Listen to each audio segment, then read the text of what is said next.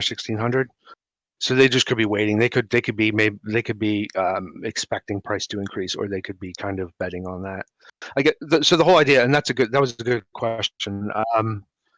It is similar. I don't have a ton of experience with grid bots. I do have bots that automatically deploy positions for me in Uniswap, so I don't have to do it.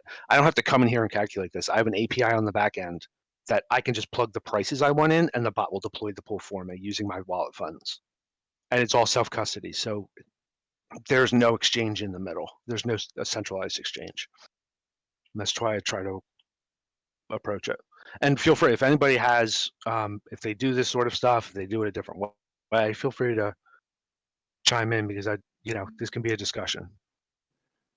Yeah, so I use those grid bots, and similar to this, you have to do your TA, and you have to find a good range, and you have to set how much money you put in, and you have to see where most of the volatility is, and then you run the bot, and depending on how quick things move and how well they move, you get your returns. However, like similar to this, if a grid bot falls out of his range, like you potentially losing money or not making anything. Like what happens here if you fall out of your range? Okay, yeah. If you fall out of range, you just won't earn, and yeah, you just won't make money. It's not good. The money you would lose, technically, I guess you'd call it unrealized loss, would be if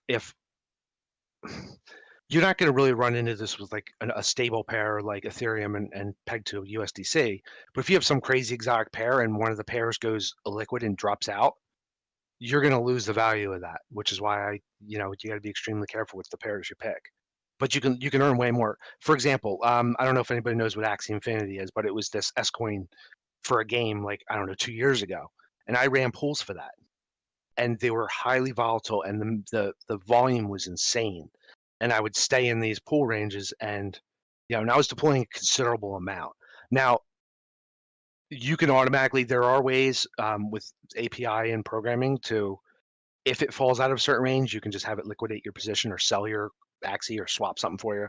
So there are fail safes, but with these, if you're going to come to the GUI here, to the user interface, and you're going to do it manually, typically what I do is, let's see. Usually what I do is I'll go into trading view, and I'll just set alerts for the price range. So you'll get an alert pop up on your phone or whatever if it goes out of range. I tell people that it's a good way to start. Yeah, Um, that's exactly what I do. that's what you do Yeah, for grids? yeah, that's the only way really to be 100% sure that I'm going to get an alert, or I can Right. That's pick up. okay. Then yeah, we're on so it sounds like I don't know much about the grid bot, but that makes sense. But why would you lose money with your grid bot if it falls out of range? Is it not earning you money, or is it actually losing? Is it costing you money? Does it cost money to run because you're market making or you're a taker? I don't know. Are those limit orders, or are those all market? Are those all market buy sell? So No, you're the yeah, market maker, market taker?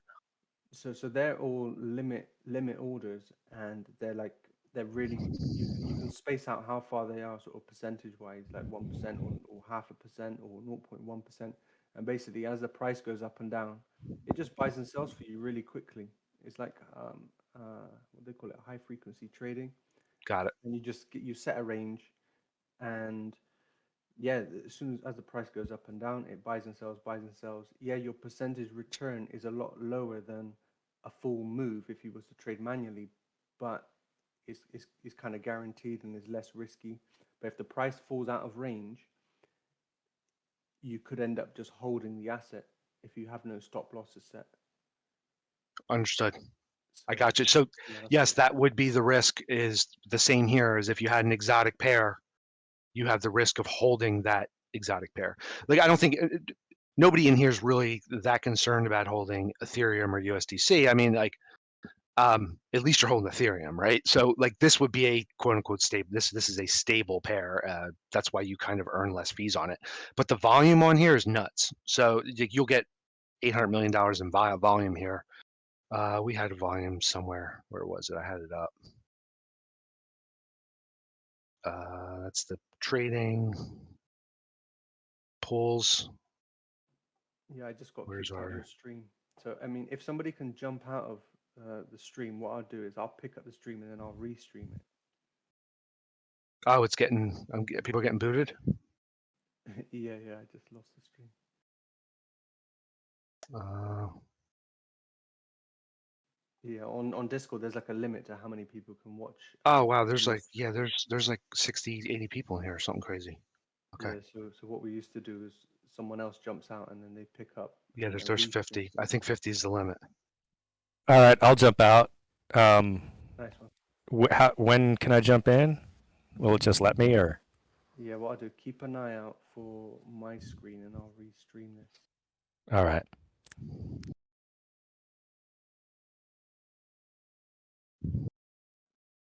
Crypto Hoarder, are you okay with me recording it with OBS so we can replay it later for other people?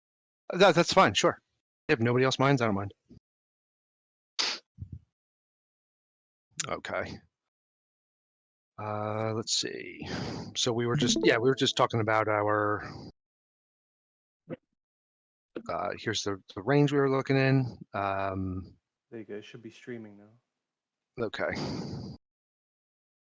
Deploying there. We could look at the ways to bind. So here's the chains and volume. DeFi Llama is great for this. Finding liquidity, and you can see that you can see your volume here. Ethereum has the bulk of the volume. Actually, the top 5 out of the top 5, 4 of them are based on Ethereum. You have 3 roll-ups, and then Binance stuck in the middle. Спасибо, да. Ага. Я подожду еще немножко. Не, я не буду, спасибо большое.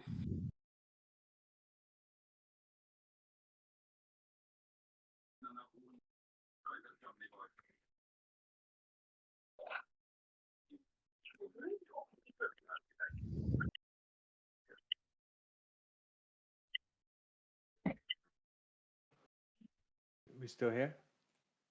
Yes, I think. Yeah. Is that somebody can mute their mic or? Yeah, I'm hearing double signal coming through my headphones now that I'm back on G-Dogs. Okay. Oh yeah, I have to turn the audio Yeah. off on that. I think we're breaking Discord here. How about now? Go again? Yeah, Does it I'm sound still good? getting Sound all right? I'm still getting No. doubles. I think I'm the only one that's actually in G-Dog, so.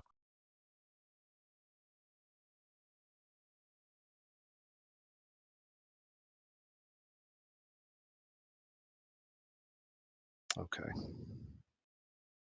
Okay. So we're talking about the grid bots versus liquidity pools. That's the basics. Finding liquidity, DeFi Llama. Look at your 24-hour volume. I mean, I pretty much stay on Ethereum. I do deploy some pools on Polygon. I do keep some liquidity there. Just remember that you are relying on a roll up if you keep considerable amounts of capital outside of the Ethereum base layer.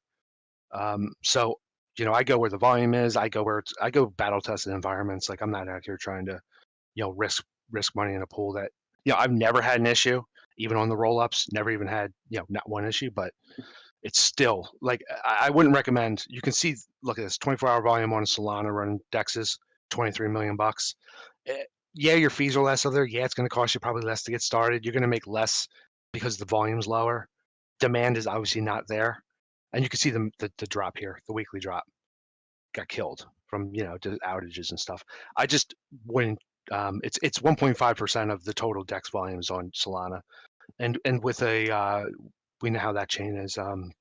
They got to restart it monthly, so I just wouldn't store any meaningful amount of capital on there. I recommend everyone just start on ETH layer 1, then maybe move into Polygon, because that is, that's where the second most. Actually, Arbitrum has a bit more. These two kind of go back and forth. But total value locked on Arbitrum's increasing over $1 billion. But you can see the lion's share on Ethereum. USDC to ETH pair.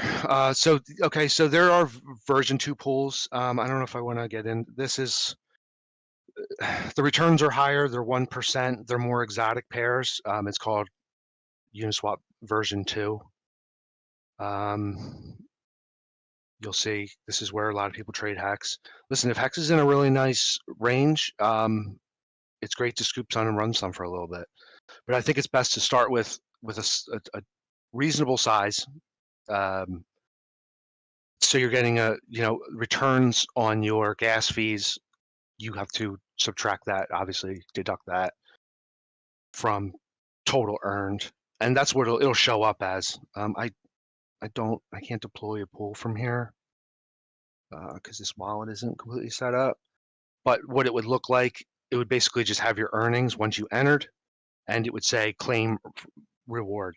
Your fees would be claimed, and you claim them in whoever swaps most from your pool. So if you have ETH and USDC and ETH's dumping and everyone's rushing into stablecoin, then you're going to deplete your Ethereum first because people are going to trade out of that. I'm sorry, they're going to trade into it. You're going to deplete your USDC because people want to market take that. And you're going to be market making for ETH basically. So you're going to be trading them Ethereum for USDC.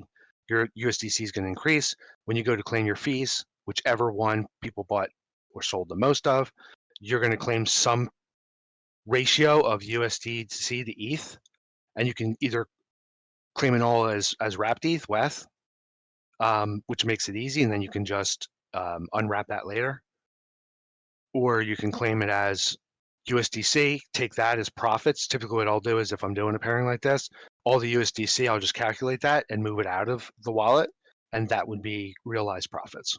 That makes sense. That's kind of the strategy I go by. And just to be clear, I don't always come in. I rarely come into the user interface here and do it. In the future, we can go, if people are interested, we can kind of go into APIs and how to have it automatically integrate, a little, so you don't have to mess with this. But most people in here, you're following Mitch, obviously, you're TA, you're just gonna come in and look for your pairing.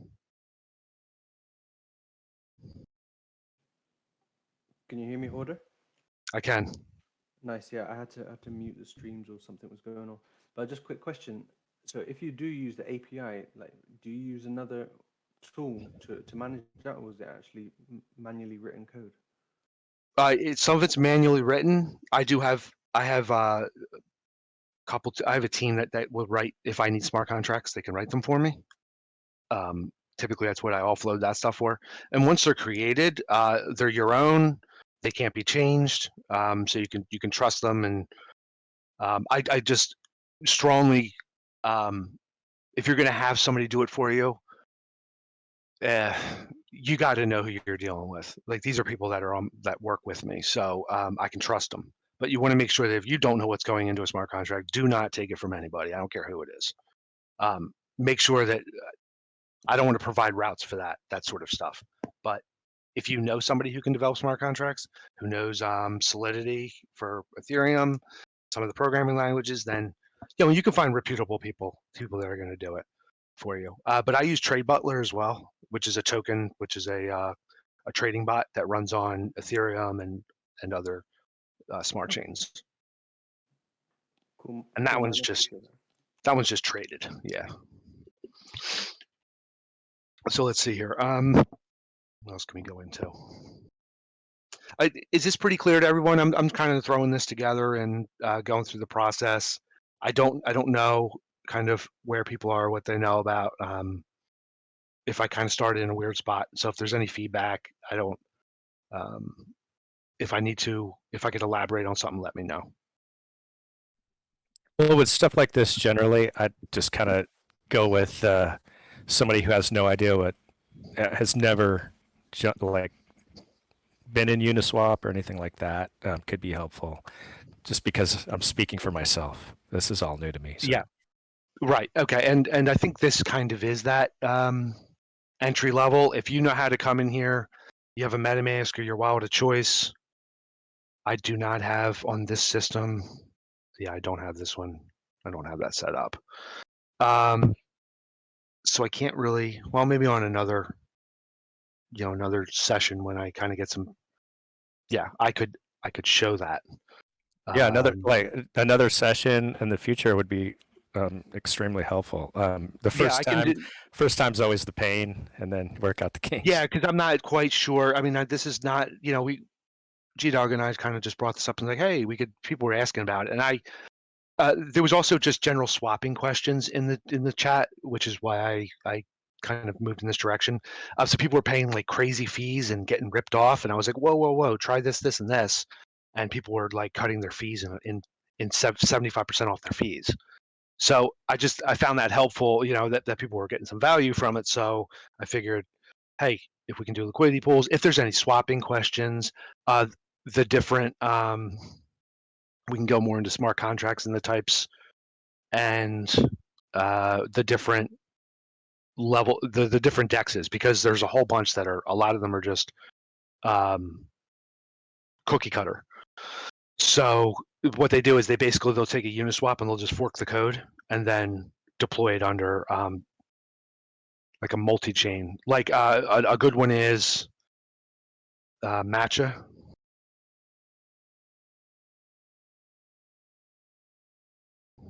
Match is great because it searches for the deepest liquidity across multiple pools. It gets you a great price. So I think there was some people that were getting ripped off on either getting bad pricing or bad quotes on Uniswap, or where else were they? 1inch. I used to like them. I don't use them anymore. Here we can actually just do.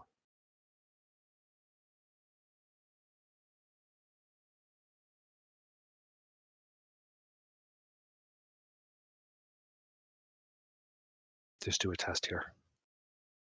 So what this does, this searches over 50 routes. So it found the best price on Uniswap v3. I was actually going over this with Slurpy Burger the other day. We were kind of comparing because we were both seeing different prices. What's that? We just see a new tab. It's not showing us, I think, what you're on. I think maybe You mine- can't see Matt. Oh wait, you can't see Matcha. Let me see. Now we're Let just me make looking sure at I didn't. Firefox search right now. I thought my stream Weird. was open.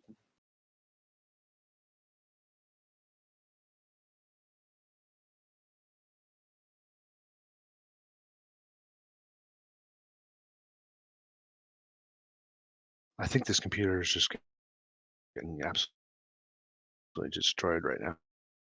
Yo, dude, my laptop used to get destroyed with streaming. I don't know. This is a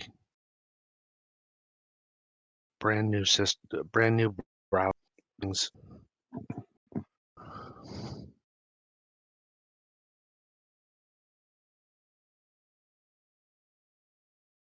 I can see it in my preview. Yeah, See it now. Yeah, it's loading. Okay. Up. Oh, geez.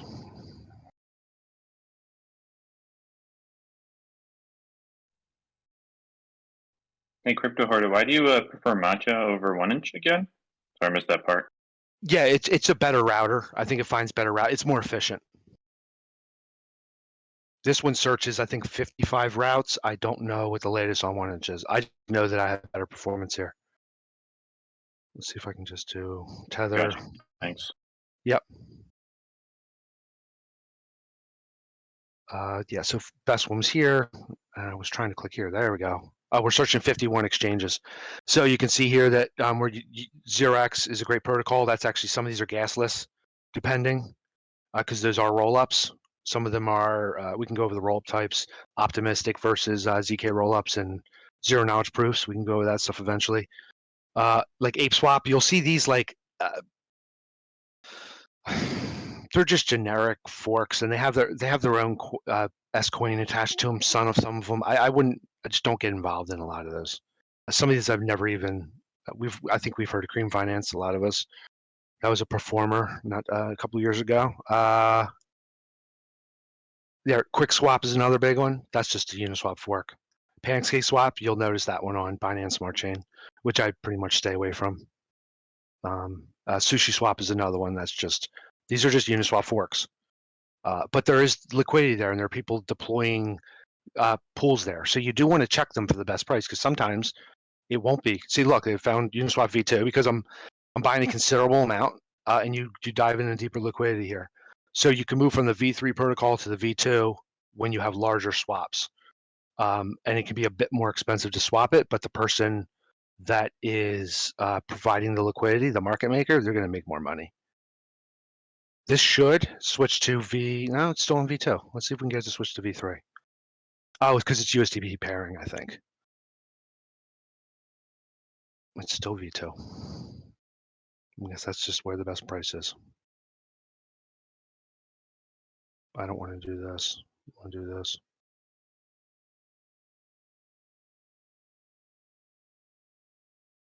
Now it's using 0x. So it found 0x is the best place for a large swap between Ethereum and DAI. And DAI is, just so everyone knows, DAI is just it's basically wrapped USDC. So while I do like it for some things, it has some advanced features that USDC doesn't have. That's really all DAI is. So we can still, we're still in this pool. So these, and this is why this is a good example. Let's see. We were range bound here to a degree, but it just wasn't as tight. This was 1725 all the way to 1560. But I mean, this is great because people are swapping back and forth like crazy. The volume's been really elevated in this zone. So when sideways chop is when I deploy pools. There are market conditions where I don't deploy pools. If we're pumping like crazy, if we're like straight bull market, I say it's not the best use of funds. I don't think so, because you're just going to keep wicking out of range, and then you're going to be holding. The problem is that the cost. Yeah, the cost of the opportunity cost of running a pool, if we're up only, you're going to be stuck with stablecoins, because if you have Ethereum and everyone buys your Ethereum and you have a stablecoin, you're going to be left with stablecoin as the price of Ethereum increases. So I like to either hold spot, wait, and when you find a range like this, which I think we're probably going to be in this range for, you could be in here for another 24 hours easy, even after today. But if you can find yourself after a plunge like this, the best is after like a dagger like this, and you kind of bear flag it out for a while, whatever this is. Just kind of sit in that zone and provide liquidity. 1575 to 1550. I mean, you'd be killing it here. And the next time we have a little, next stream, what I can do is show some of my live pools and what they look like. Like I'll just show straight up examples so people can really get an idea of what things look like and how fees are collected, because it's pretty straightforward when you can, when you can see it. I know this is a little bit abstract. So I've got a question about something called impermanent loss. Is that why you're using a stable coin instead of two coins paired together to like prevent the impermanent loss? Is that like something you can explain, like what that is? Yeah, so it's not that I only use stable coins, but for an introduction, I wanted to be clear that using anything besides a stable coin in a large market cap pair, it's going to, as you move towards more exotic pairs, yes, you earn more. Yes, the yield curve increases, and you can move up to a 1% fee from 0.003 or 0.005. But the risk is orders of magnitude higher. And so the impermanent loss would be if, okay, so the biggest place you see impermanent loss, this is a good transition. So is if, I'm sure people have heard of yield farming, which I kind of stay away from, because yeah, you're going to make money in the beginning. I mean, if you're targeted and you're in and out and you don't get greedy, just like anything else, yeah, you can do okay, I suppose. But if they rug one of those coins, man, you're holding one, yeah, that's impermanent loss. You're screwed. So that's why it's important to choose your pairings wisely. Look for the ones with the most volume. And also, what I used to do was like I would have multiple pools, and I would have, if people were in pool ranges, it's just like you're in a trading range with somebody. If you know somebody's trading ETH in a certain range and you're in there too, it kind of bolsters your whole argument. You know, like the more people you have in a range, the better you are in the range, the more stable the range. Same thing with market making. So here you're just the market maker instead of like the market taker. To a degree, you're kind of you're doing both. You know, you're providing liquidity to both sides, but you're kind of just in a position harnessing the volatility of the market. And you can Okay, have thanks. yeah. Yeah, I mean, the situation I used to do it on Uniswap, and I'd come back after like a week or so, and it had like sold all of one side of the Yeah. pair. Yeah, and you're coming back after a week. I would advise, and you probably just deployed for the whole range. I don't know if you try to target the range with any sort of analysis, but It wasn't targeted. No, this is before that yeah. existed. Oh yeah, so then you're talking about like Uniswap V1. Yeah. Yeah, Uniswap V1. So you're talking that this was over a couple of years ago, a few years ago. Yeah, Uniswap V1 was good for what it was, but yeah, like he's saying, I'm not sure. Yeah, you couldn't target your pool at all. You V1. So and now like V1 doesn't. Nobody uses it. So it's V2, V3. V2 is for 1%, 0.5, I think, for the fees structure, and then V3 is from 0.3 to 0.003. So it's a 10x. You can. So that range is what really makes it work now. Oh yeah, it's night and day. Like I've had absolute.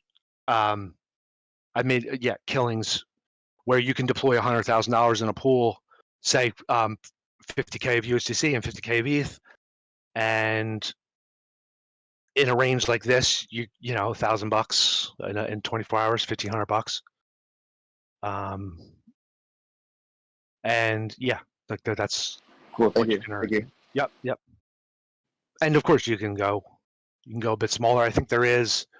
Okay, before the merge, before gas fees were better handled and the queuing, I mean, the amount of gas I burned going in and out of pools was ridiculous when I was first figuring it out before the merge. So you know, sometimes it was costing me $100 to get into a pool. Now, even with multi-call contracts, it's you know, looking at $8 to $10 to get in, calculate that to get out. If you're making say you just make $500 in USDC and ETH in a day, you deduct your gas fees from that. I like to take that money out of the pool, not just keep making the pool bigger. So you kind of realize those gains, either stuff them in a stable coin. And I think it's one of the best ways. But markets like this are perfect. Up, down. If you're trending down, yeah, you can use that as a little bit of a hedge running pools, because at least you have capital deployed. But you don't, with violent moves up or down, you really don't want to be on pools. So I have mine kind of auto exit if there's a threshold exceeded, which again, we can go over more advanced stuff in the future. But for today, you know, you can still see we're just sitting here 1570 and there's just chop. There's a ton of volume here. So I think to do the analysis on this, 30 minutes to 1 hour can yield you up to, you know, give you an idea of a good range for 24 hours. At first, I'd be a little more lax with your targeting. Just make sure you are targeting, you know, be a little looser with it so that you don't have to, the less you have to adjust your pool, the more money you make. I don't like to adjust more than every 12 hours. I try not to. But again, I'm not doing that by hand. It's not like I have to come in here. But I mean, look at this 15-minute. I mean, if you were just sitting in this thing, providing liquidity in these ranges, I mean, all these wicks and just up and down, that chop that's what you want, because the volume in here is just high volume trading. And you can sometimes find Uniswap in here. I don't know if it's in here though. But sometimes the data coming from it's a mess. So it doesn't really matter. I think it's fine just going any large exchange because it's something stable. Yeah, Versus try putting WETH to get the Uniswap stuff. I think. oh yeah, the WETH. Yeah, you're right. Yeah, because it is wrapping it in the smart contract. You are correct. I just think that these show up a little bit. Yeah, then there's the address. It comes up, and yep. See how it's all choppy and weird. Have you seen any like one-sided liquidity staking, or is there anything like doing it like one-sided like with AMMs or anything like that? or I guess single-sided liquidity pairs. Yeah, just to be clear, like this is not staking.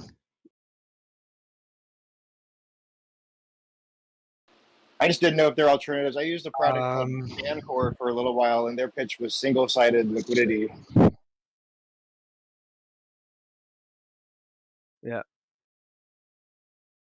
Well, okay, well, that's a lending. Okay, so Bancor is a lending platform. So where you're providing liquidity, you are a liquidity provider, and yes, you're just supplying one asset. You're getting paid a yield on lending that, and somebody else is paying to borrow it. You're a bank lender. It's a peer-to-peer lending system, sort of like Maker. Okay. I believe that's. I haven't used Bancor. I do know that it is. I don't know if anybody out there can confirm, but yeah, I think Bancor is similar to Maker protocol.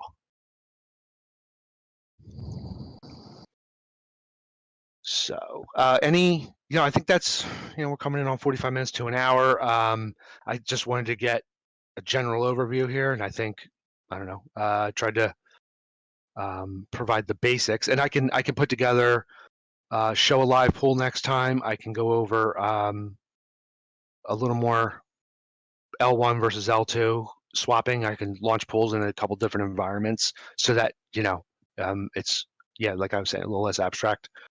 But any input, questions, thoughts, if anybody has any, their experience with this, I'm sure people do. Just thank yeah. you for doing this, man. Really, really appreciate it. And it was a good overview, good intro. Yeah, I'm taking a stab at it and trying to provide some value. So I hope people got something out of it. And if you have questions for next time, you can. I know that I think this is being recorded, which is cool, and share it out, and we can go from there.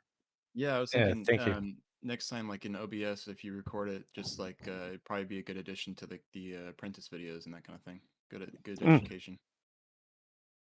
Yeah, I'm not formally involved in anything with Mitch, just so everyone knows. I'm just a guy in the community. So if they want to use this stuff and put it in there, they're welcome to.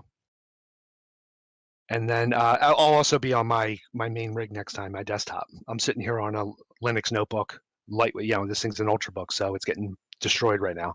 So next time I'll have a little more power, be able to record it. We should have less issues. And then we can also, if we hit that 50 limit again, we can fire up more streams. Hey, Holder, appreciate this. I will say that before getting into any of this, I did watch a couple of YouTube videos, and there were some really good informative ones that explain like the layer 1 and the layer 2, and like the differences between sort of targeting ranges and Sure. the whole wide range, and those were really helpful because it kind of explained half of everything that you're saying. So if anyone's Good. a bit unsure, definitely like watch some of those that take about 20 minutes, and yeah, you understand what's going on. Great. Yeah, and I guess we could, share some of those links accordingly, and as per the guidelines in the community, and that's kind of why I wasn't just dropping links in. I wanted to, and it was like people were asking me directly, and I'm like, okay, well, I can provide some insight, but there are some great formal videos. We're probably going to all be running to those videos, so we'll be more prepared for the next round, I think. Yeah, and I could show more because I'm not sure in some of those videos, and things change a lot too. Like if you're going to watch any of these videos, I would make sure that you watch them within the last 3 to 6 months because protocols change all the time. Yeah, you So- always have to pay attention to when the video is posted because that's for sure. Yeah, a thing. absolutely. So, let's see. All right, man. Should we wrap it up? I mean, Awesome info, Hoarder. Thanks for doing this. Oh, sure. Yeah, Yeah. thanks, guys. It was really cool. Thank you. And any questions? Drop in the chat. We'll get a date for next time. Date time next week or something. Keep them kind of close together so there's some consistency there, and we'll go from there. All right. hey, man. Yeah, sounds good. It Perfect. Turned out pretty good, man. Yeah, it wasn't too bad for my first shot, and sitting in a hotel. dealing with, trying to get this done. So cool. All right. Glad everyone enjoyed it, and I'll talk to you guys later. Cheers, man. Take it easy. Yeah. Cheers. Later on. See you, everybody. Cheers, guys. Bye. Thank you.